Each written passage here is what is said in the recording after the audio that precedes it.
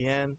But the only other thing from this episode that I guess we can mention real quick is someone that me and Vlad might recognize from his TNA days back when he was what was his name in TNA? Oh my god! Oh my god! Brutus. It was Brutus Magnus. No. Magnus. It was Magnus. It was. I was saying it to myself yesterday, and I should have written it down. But yes, Magnus. It was Brutus Magnus, but then it was just Magnus.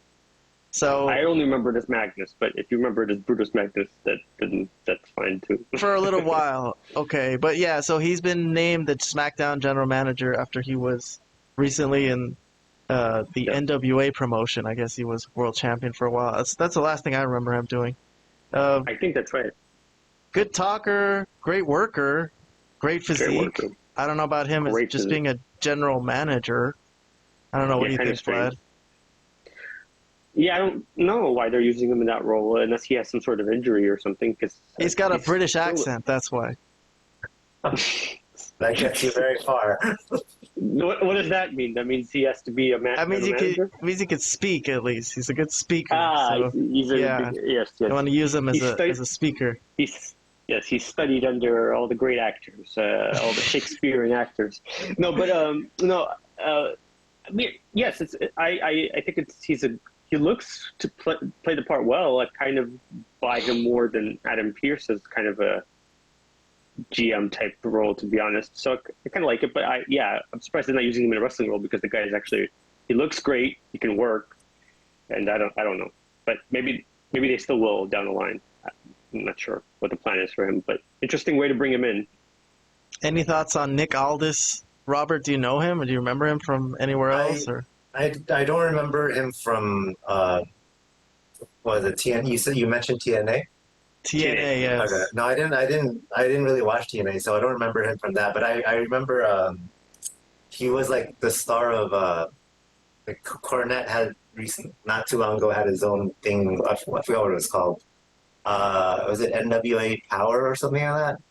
Was that what it's called? Yeah, I remember him being on that. But I didn't watch too many episodes of that. So, but from what I'm surprised you fucking watched that at all. I did. There's a reason why I did watch it. Remember a while back I showed you.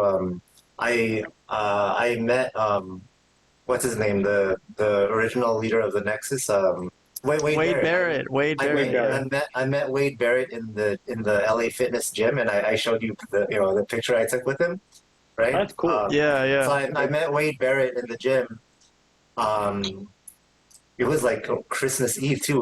We were both working out on Christmas Eve. Anyways, he told you to watch NWA Power. So I was like, hey, I asked him because I haven't seen him wrestle in a while. I asked him, like, hey, what do you do now? And then he says, I think he said he commentates on NWA Power. So that's how I found. Yeah, that's how I found out about it. So I checked it out because of my meeting with Wade Barrett. Oh, interesting. Yeah. Robert had a meeting with Wade Barrett. That's cool. Okay. We worked. Yeah. I could say we worked out together. Not really. We were just in the same gym. Well, I'm a fan. Cool, I think that he could do anything in that company.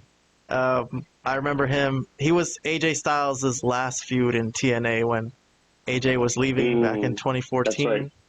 And he was with the evil Dixie Carter regime who was trying to get the belt off of AJ. And then at the end, they put him in a no disqualification match. And I think it was literally 10-on-1.